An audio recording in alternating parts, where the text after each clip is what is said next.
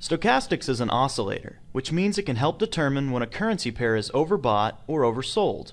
To say that a currency pair is overbought or oversold, we simply mean that the buying or selling pressure has run out of steam, making a reversal in price direction more likely.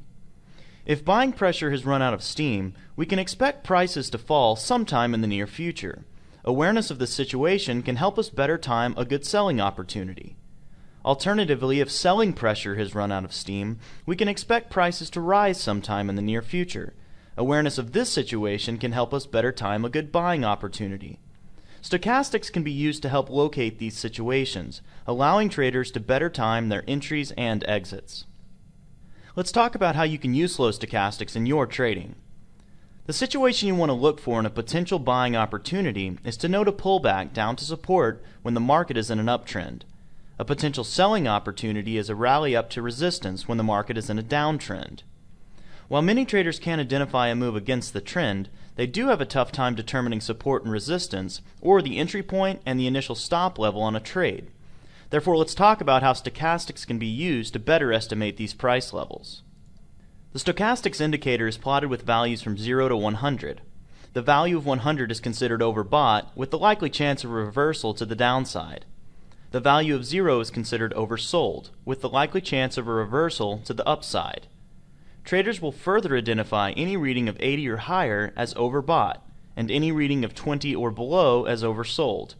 So the thought process is that when the market moves to 80 or above, the market is likely to reverse to the downside. And when the market moves down to 20 or below, the market is likely to reverse to the upside.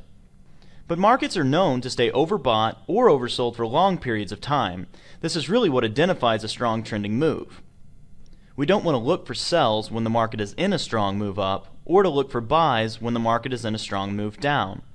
So the key to using this indicator, like all other indicators, is to first identify the direction of the trend.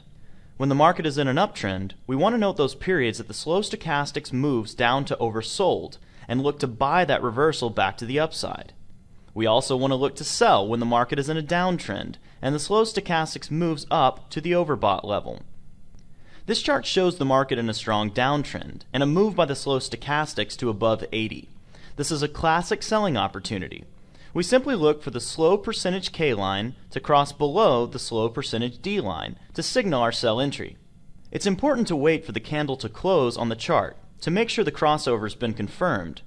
Crossovers can be noted in the middle of a candle, but change before the candle can close, so wait for confirmation before acting. Since we're entering the trade after the reversal, we can identify the high as resistance and use that level for our initial stop.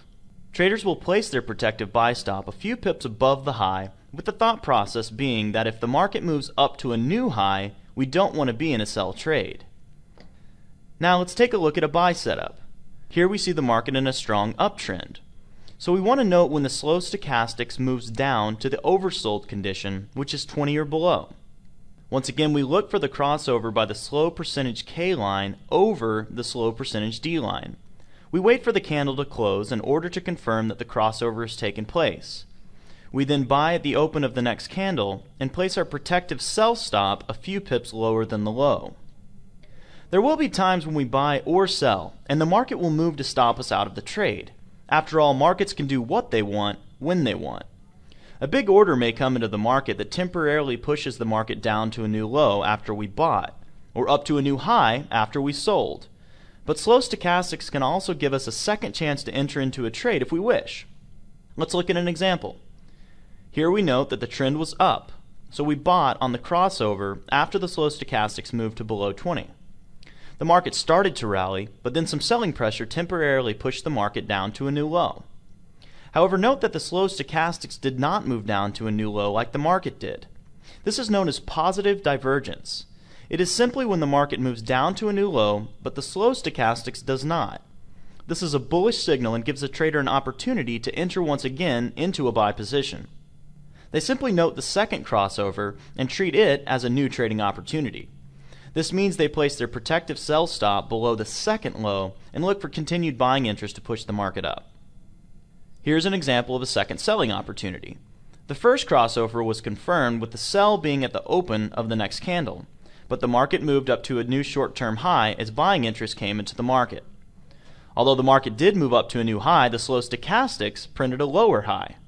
This is negative divergence and signals the opportunity to enter into a new sell position. Traders will simply enter as the second crossover is confirmed and place their protective buy stop above the higher high. While this indicator can work on any time frame, like all technical analysis, the daily chart will typically offer the better trading opportunities, with the shorter term charts offering more opportunities. It's up to each trader to find the balance between solid opportunities and the number of trades they wish to take advantage of in their approach. But the key is, as always, to trade with the trend and not against it. Before closing, we'd like to discuss a few technical aspects for those who might be interested. There are actually two variations of the stochastic indicator: fast stochastics and slow stochastics. In this video, all of the examples we've been working with use the slow stochastic indicator with the values of 15, 5, and 5. Fast stochastics typically has two parameters that users must specify: percentage %K and percentage %D. Percentage %K is the raw stochastics value, while percentage %D is a moving average of percentage %K. Slow stochastics typically has three parameters that users must specify: percentage %K, percentage %D, and percentage %D slow. Percentage %K again is the raw stochastics value, with percentage %D as the moving average of percentage %K. And percentage %D slow is a moving average of percentage %D. This means that slow stochastics is essentially a moving average of fast stochastics.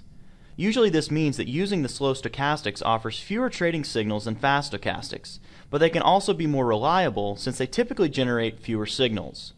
For this reason, we recommend using slow stochastics rather than fast stochastics, with the setting of 15, 5, and 5.